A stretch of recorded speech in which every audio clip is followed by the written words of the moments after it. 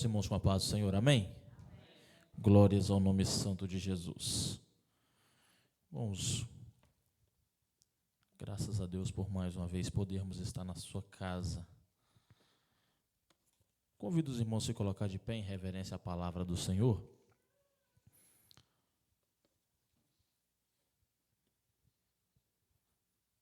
Glória a Deus. Romanos capítulo 12. O verso 1 e o verso 2.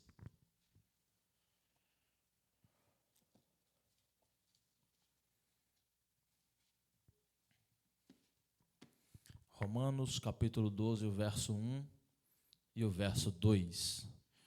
Nos diz assim: Rogo-vos, pois, irmãos, pela misericórdias de Deus, que apresenteis o vosso corpo por sacrifício vivo, santo e agradável a Deus, que é o vosso culto racional. Verso 2: E não vos conformeis com este século, mas transformai-vos pela renovação da vossa mente, para que experimenteis qual seja a boa, agradável e perfeita vontade de Deus. Amém? Podeis assentar? Glórias ao nome santo do Senhor Jesus. Irmãos, o texto a qual nós lemos é um conselho ou um clamor, eu diria assim, um clamor do apóstolo a nós, a igreja, mas aqui direcionada à igreja em Roma. E ele está dizendo: rogo-vos, pois, irmãos, pelas misericórdias de Deus, que apresenteis o vosso corpo. Isso é muito interessante. Isso é muito interessante. Apresentar o vosso corpo é como um sacrifício vivo, santo e agradável a Deus. O que isso me leva a pensar?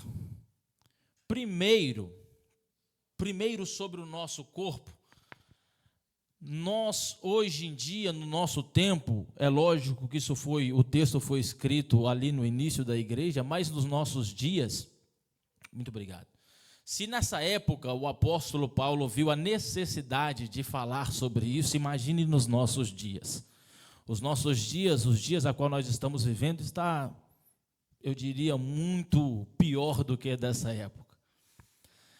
Hoje em dia, o hedonismo tomou conta no nosso meio de uma forma tamanha. O hedonismo é o culto ao homem, é o culto ao seu corpo, a você mesmo.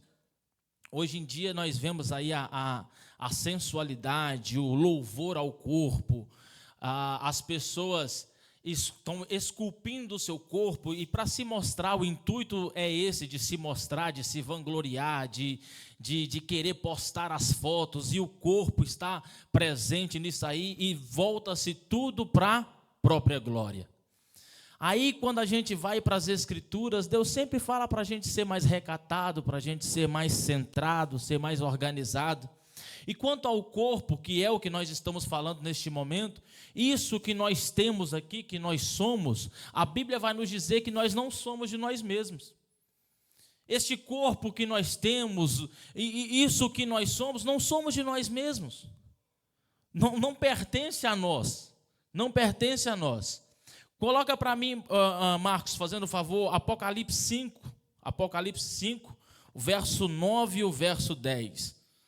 Glória a Deus. Nós não somos de nós mesmos, olha só. E entoavam um novo cântico, dizendo: digno és de tomar o livro e de abrir-lhe os selos, porque foste morto, e com teu sangue compraste para Deus os que procedem de toda tribo, língua, povo e nação. E para o nosso Deus os constituíste reino e sacerdote, e reinarão sobre a terra. Então ali está dizendo que Jesus, quando morre na cruz do Calvário, não foi apenas uma obra da salvação, não, eu salvei a humanidade, não, ele adquiriu, ele comprou para Deus um povo, todos os povos da terra, e estamos incluídos nós no meio. Coloca para mim também 1 Coríntios 6 e o verso 20, por favor. Nós estamos falando do corpo, olha só. Porque foste comprado por preço, agora, pois, glorificai a Deus no vosso corpo. Glorificai a Deus no vosso corpo. Para mim também o capítulo 7, o verso 23 de 1 Coríntios. Por preço fostes comprados, não vos torneis escravos de homens. Por preço fostes comprados. Então nós vimos que nós fomos comprados. Quando a gente vai aí, um exemplo, você vai lá comprar um carro zero, lá na concessionária. Quando você sai da concessionária, esse carro é de quem? Seu. Você pagou cash, irmão. Você não financiou, não. Quando financia, ainda fica no banco lá o negócio. Você pagou cash lá, Você saiu, a escritura, o documento desse carro está no nome de quem? Seu. Esse carro pertence a quem? A você. Você faz desse carro o que você quiser. É seu o carro, é seu, você comprou, você vai usufruir dele. Então esse carro, se eu vou lá e quero modificar o seu carro, eu não posso, o carro é seu. Agora nós, com este corpinho que nós temos aqui, o nosso corpo, a nossa vida, o que nós vivemos aqui, mas nós vamos focar um pouco mais no corpo, que é isso que o texto está dizendo. Este corpo a qual nós temos e a gente acha que é dono dele, muito pelo contrário, nós somos mordomos. Deus nos deu o privilégio de viver aqui e ter este corpo para habitar e servir a ele através do nosso corpo. Não somos de nós mesmos. Não somos de nós mesmos. Então, aí que eu estava dizendo, a sociedade hoje tem aquela frase, né? Meu corpo, minhas regras. Meu corpo e as minhas regras. Mas este meu corpo e minhas regras está muito voltado ao prazer. Volta-se mais ao prazer, à exibição do seu corpo. Ah, não, eu visto da forma que eu quero. Ninguém vai me dizer como vestir. Eu faço o que eu quero. Eu aplico no meu corpo o que eu quero. É meu corpo, minhas regras. Só que agora vamos partir do princípio que nós entendemos que nós não somos de nós mesmos. Somos? Não somos. Você tinha o preço para pagar para ser dono do seu corpo? Não, era preço de sangue. Se nós não tivéssemos sido alcançados pelo pagamento de Jesus, nós estávamos fadados ao inferno. Não tinha outra solução. Então Deus nos adquiriu, nos salvou, nos redimiu e nos está preparando para morar com Ele na glória. Isso é maravilhoso, Ele está fazendo tudo isso por nós. E o que Ele está dizendo? Ofereça o seu corpo como um sacrifício vivo. Não é muita coisa. Não é muita coisa. Então, se a sociedade está dizendo tudo isso, e aí agora eu quero partir e quero trazer essa imagem para os irmãos. Se você pega um carro, alguma coisa emprestado que pertence a alguém, que é dessa pessoa, e você me empresta esse negócio aí, não é seu, você está emprestado. A nossa vida não é nossa, estamos aqui vivendo, meus irmãos. Estamos aqui vivendo. Na hora que Deus fala assim, não, devolve aqui, nós partimos para a glória. Não somos de nós mesmos, nós estamos aqui, eu não mando em mim mesmo. Nós, como cristãos, sujeitamos a nossa vontade a Deus. Agora, se eu pego o carro de um irmão aqui da igreja emprestado, se eu pego um carro de seu emprestado e eu gosto do carro rebaixado, com insufilme no vidro, aquele bem escuro mesmo, e eu peguei o seu carro emprestado, você vai deixar eu ir lá e cortar as molas do seu carro, coloquei lá no chão, vocês já viram o carro desse jeito?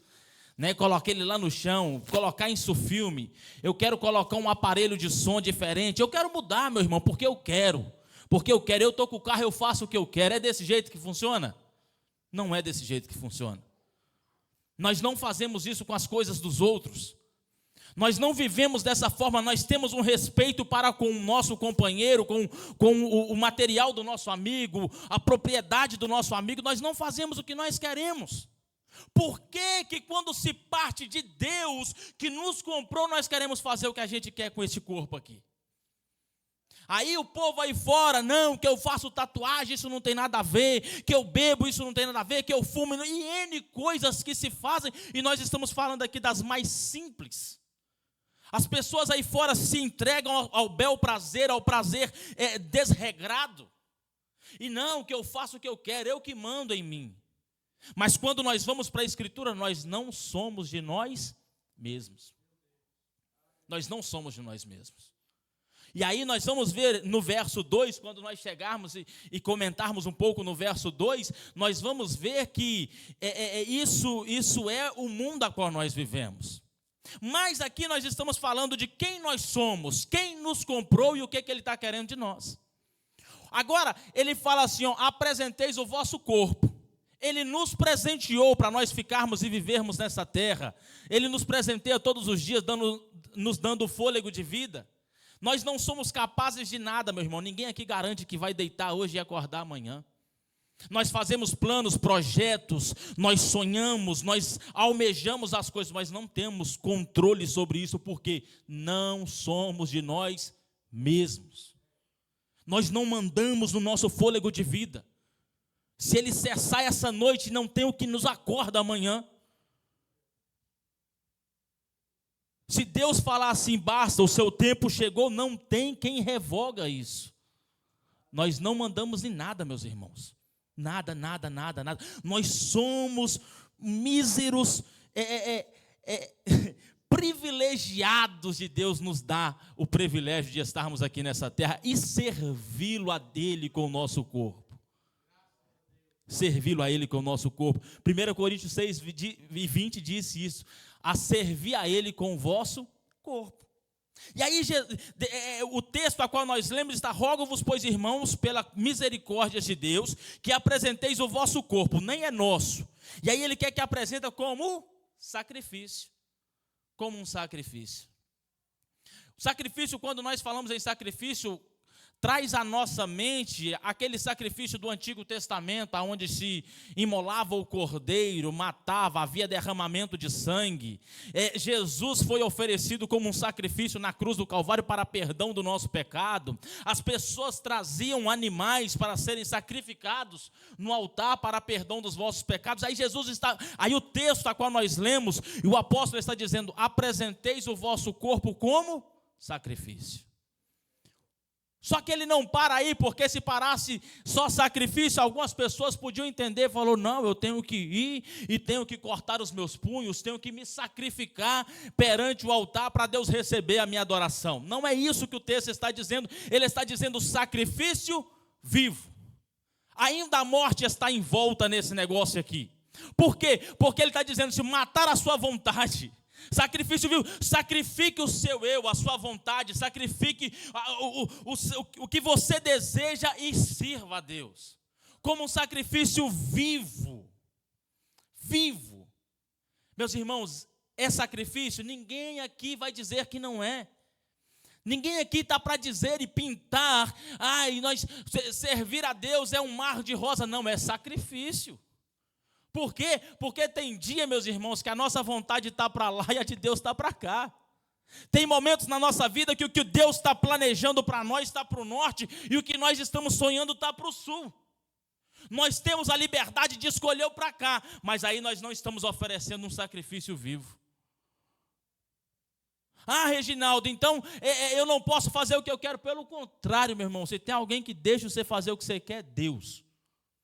Agora você arca com as consequências. Ele é permissivo, Deus permite.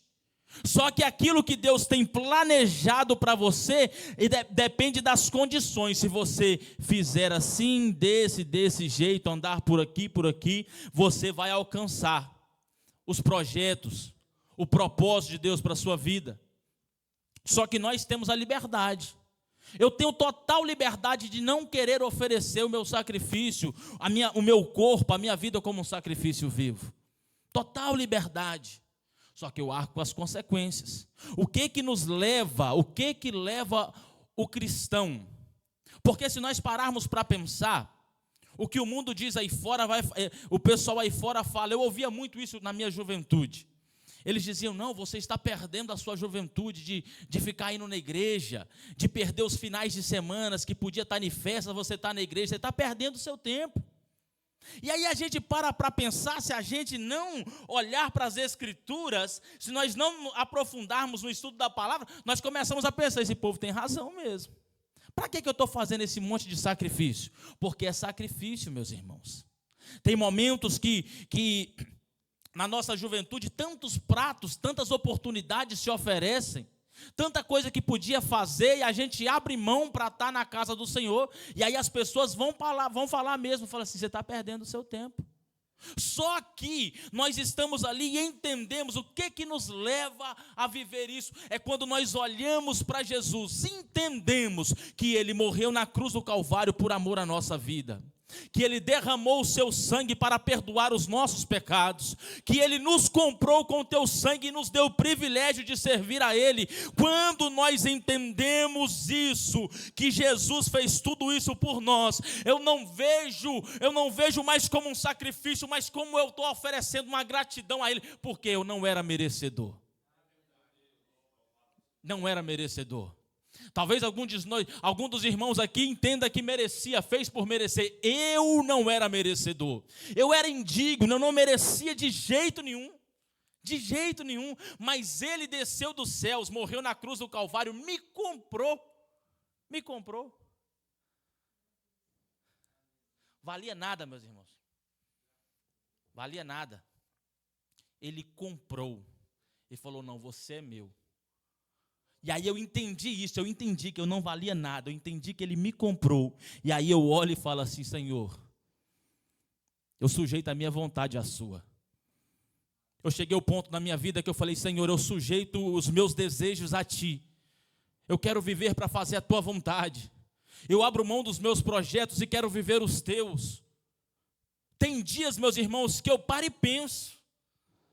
Tem dias que a gente para e começa a fazer as contas e olhar e pensar, olha onde que eu estou, como que eu estou, e assim, isso e aquilo outro, mas no final das contas, ou como diz lá em Minas, no fritar dos ovos eu chego à conclusão que eu fiz a melhor escolha de oferecer o meu corpo como um sacrifício vivo. O que é isso? É oferecer a minha vida e viver para Cristo. Viver para Cristo está falando da santidade que o pastor Télcio leu na leitura introdutória. Viver para Cristo é no nosso dia a dia. Seria muito fácil se o nosso compromisso como cristão fosse aqui dentro da igreja. Vai dar o quê? 2 horas na terça-feira, umas 4 horas aí no domingo, contando de manhã e de noite, 6 horas de crente por semana. Você sai daqui para lá, aí o seu corpo é seu de volta.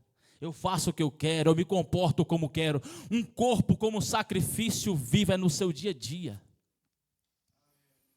É no nosso dia a dia. Sacrifício vivo. Tem momentos, meus irmãos, que a nossa carne quer aflorar. Sacrifica ela. Sacrifica ela. Dá seu jeito. Sufoca ela, não deixa aflorar. Esses dias, meus irmãos, eu sei meu temperamento. Eu sou um camarada nervoso, é o temperamento. E aí o Espírito Santo tem que entrar e tem que ir amansando esse temperamento. Tem que ir amansando. Mas aí a gente vê, por eu ser essa pessoa e convivo comigo há 33 anos, a gente não repara muita mudança na gente mesmo. Mas eu fiquei feliz, eu estava pensando esses dias. Um dia desse aí lá no serviço, alguém falou assim, falou assim, sua esposa é calma igual a você? Eu nem reparei na hora, e depois fiquei pensando, mas eu sou calmo?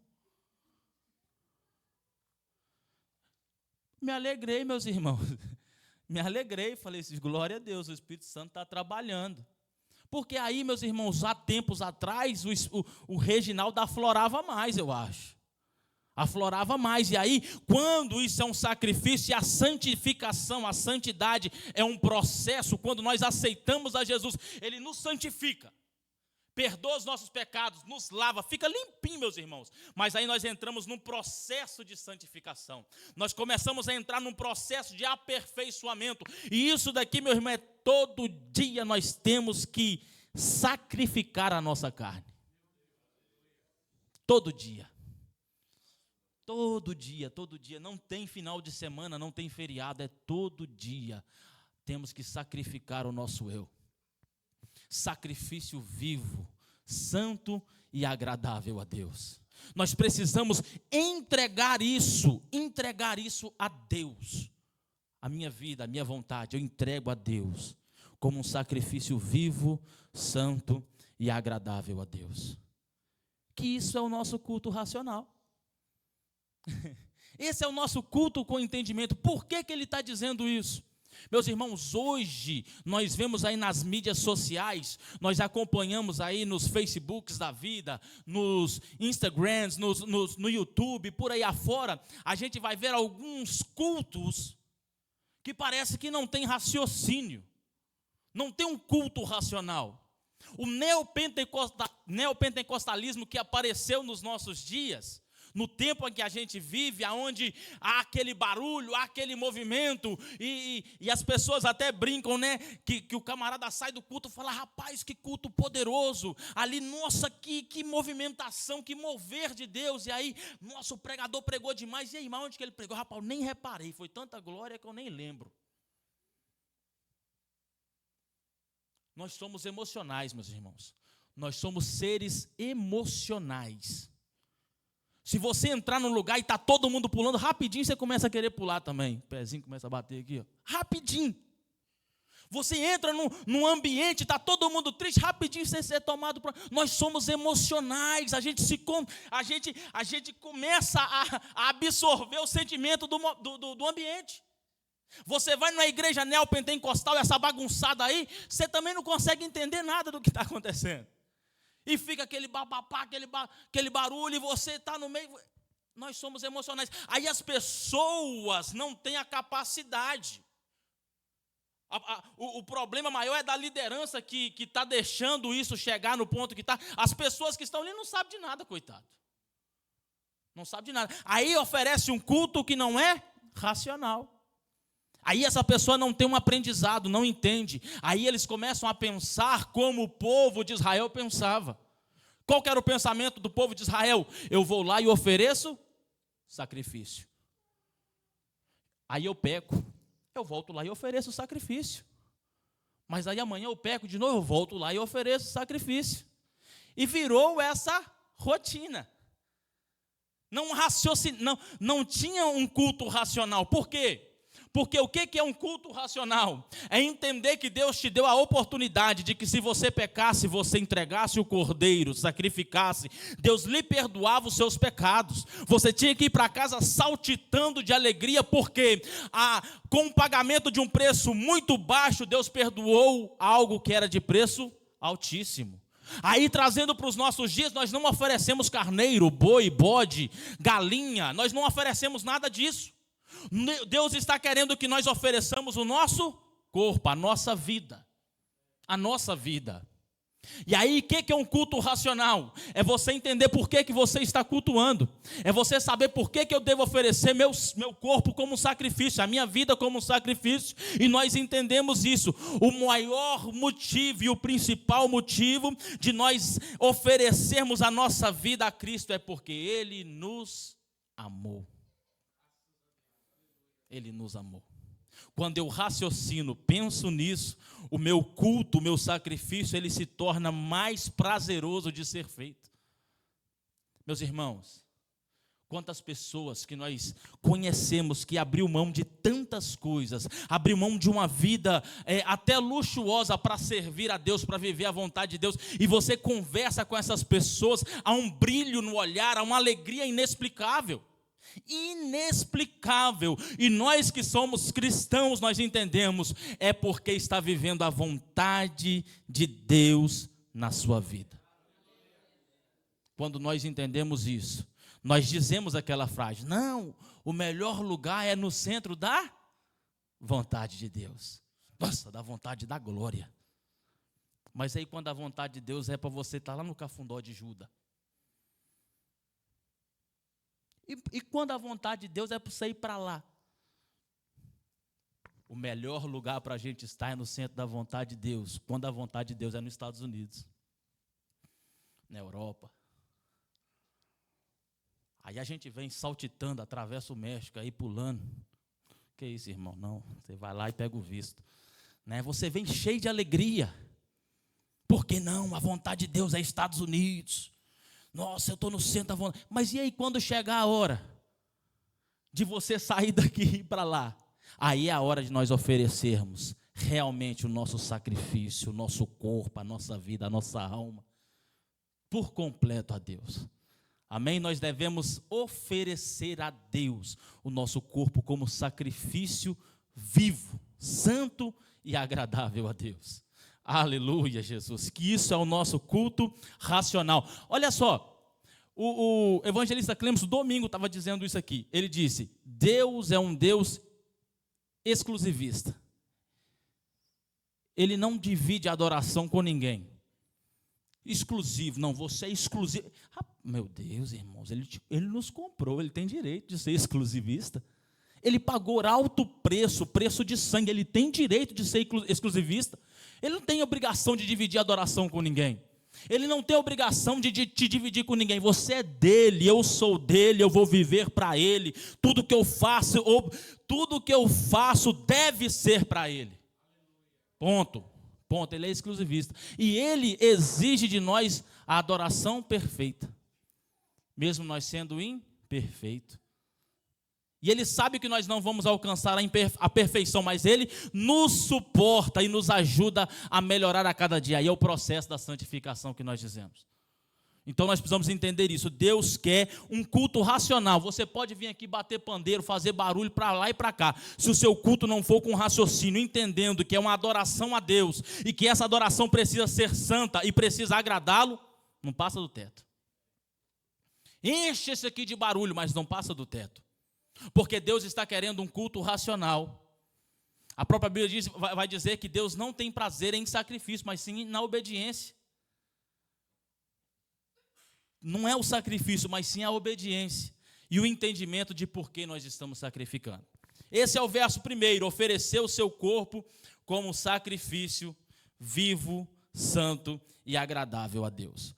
O verso 2 diz assim: e não vos conformeis com este século, algumas traduções vão dizer com este mundo, mas transformai-vos pela renovação da vossa mente, para que experimenteis qual seja a boa, agradável e perfeita vontade de Deus. Aqui temos dois pontos que eu quero falar, e o relógio não é crente, ele está quase me tirando daqui. 2 pontos. Primeiro, 2 palavras aqui: conformar e transformar. Conformar e transformar. Ele está dizendo: não vos conformeis com este século, não vos conformeis com este mundo. O que é conformar, meus irmãos? É aceitar, é ir junto, é não bater de frente. Uma coisa que nós precisamos entender, para nós vermos como isso está tão implícito e está tão envolvido na sociedade. Exemplo: os nossos pais, ou vou um pouco mais atrás, os nossos avós, por exemplo, essa questão do relacionamento homoafetivo, quando surgia-se um caso disso, era um escândalo, era uma bagunça, o pessoal ficava tudo de zóio arregalado, ficava todo mundo apavorado, falou: meu Deus, é o fim do mundo. Era o fim do mundo, sim ou não? Era um absurdo, era um absurdo. Nos nossos tempos, a gente anda para a rua aí e vê. A gente tem a mesma reação que os antigos? Não. Porque já veio crescendo nesse ambiente. Agora você imagina os nossos filhos que estão nas escolas aí, e a escola já está implantando essa ideia de que é normal, de que é aceitável, de que tem que tolerar, que tem que se conformar. Agora você imagina a reação dos nossos filhos, dos nossos netos. Como que vai ser? Aí a Bíblia está dizendo: aí, não se conforme, igreja, cristãos, não se conforme. Ai, Reginaldo, mas o que eu vou fazer? Irmão, não se conforma. É errado? É errado. Ah, mas vai ter consequência. Enfrenta as consequências, sacrifício, vivo, santo e agradável a Deus. Não se conforme com este mundo. Esse sistema qual nós vivemos, e aqui o Reginaldo trouxe um problema aqui, uma situação bem escandalosa. Mas nós temos situações no nosso dia a dia, do nosso cotidiano, que são um sistema mundano.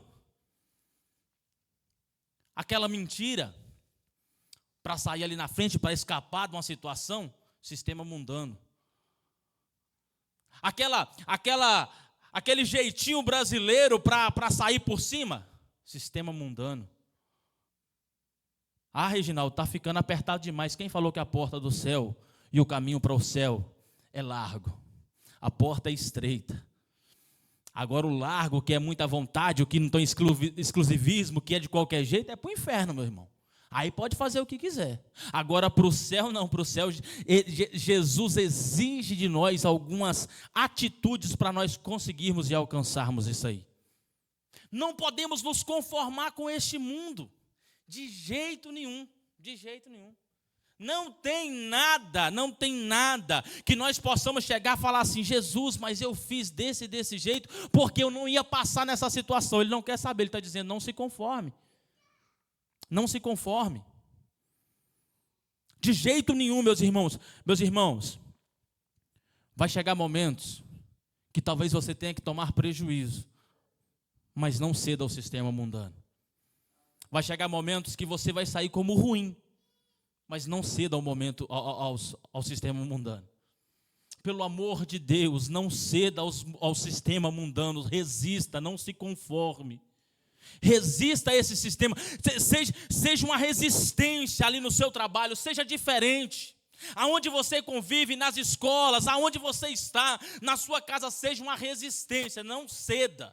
Não ceda, mantenha firme o seu posicionamento. Qual o posicionamento, Reginaldo? De santidade, meu irmão.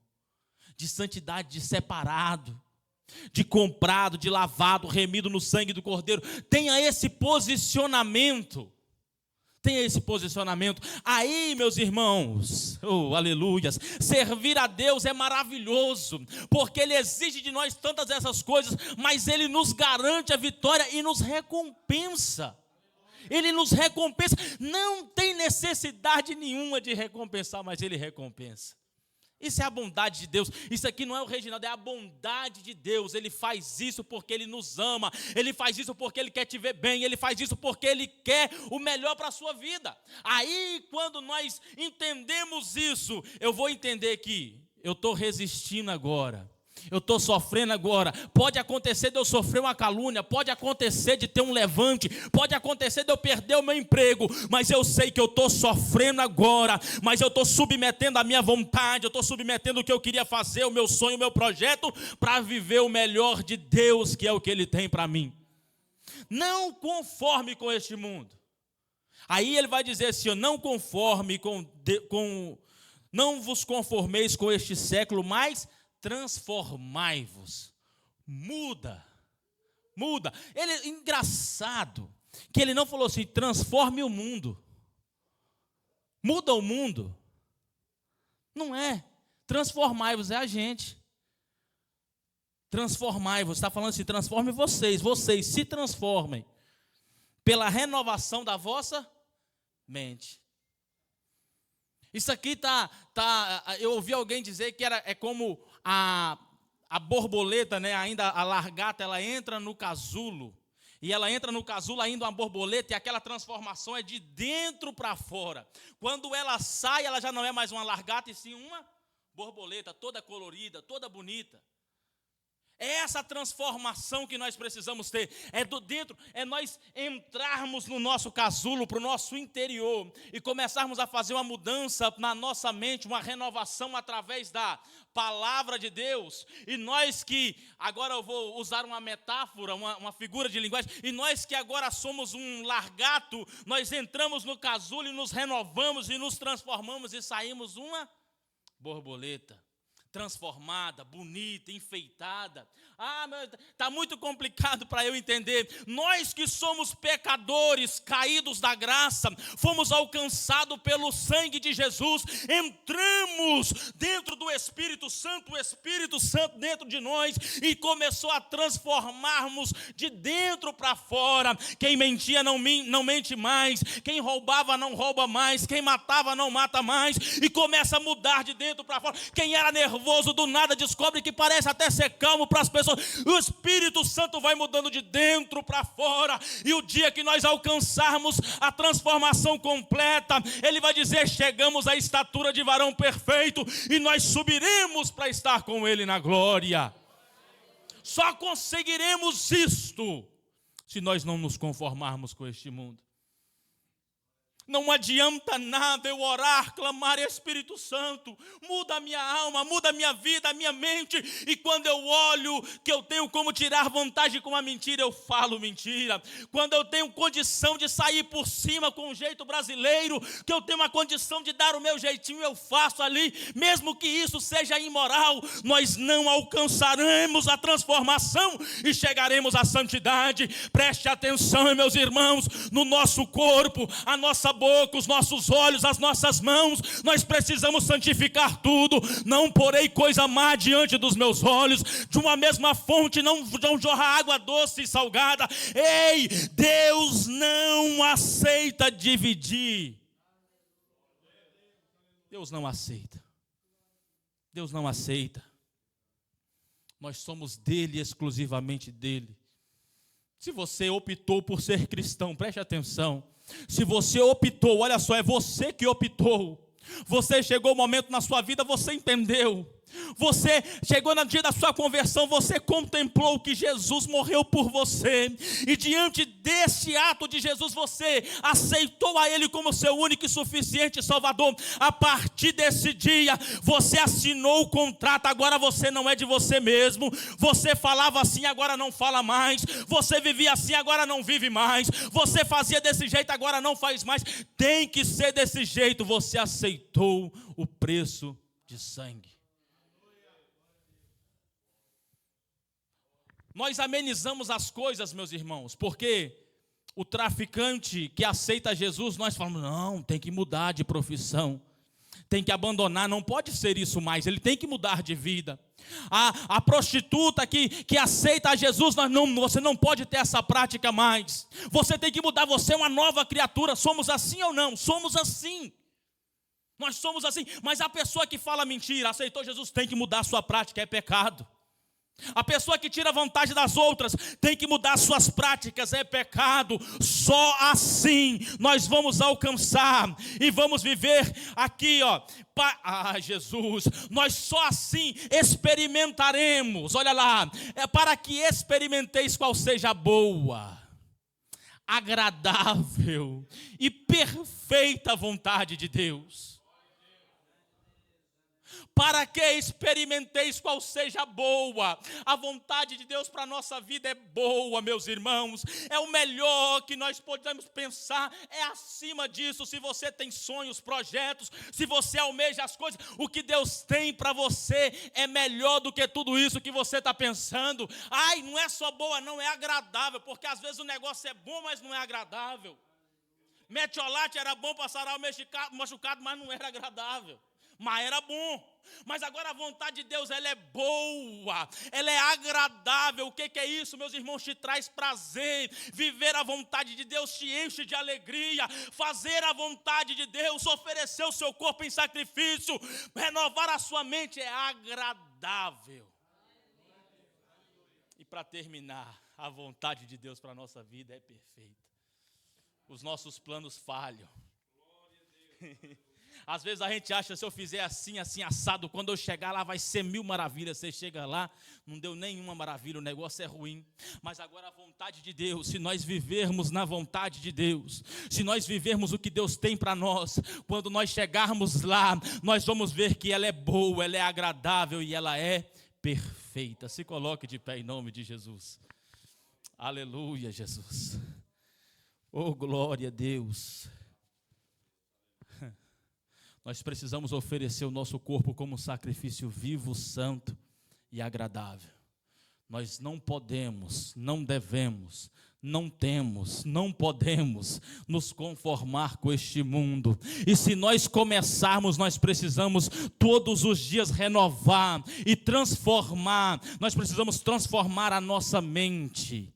Nós precisamos nos fortificar todos os dias através da palavra. É a palavra de Deus que vai nos moldando, nos transformando, nos modelando para nós alcançarmos, para vivermos a boa, agradável e perfeita vontade de Deus.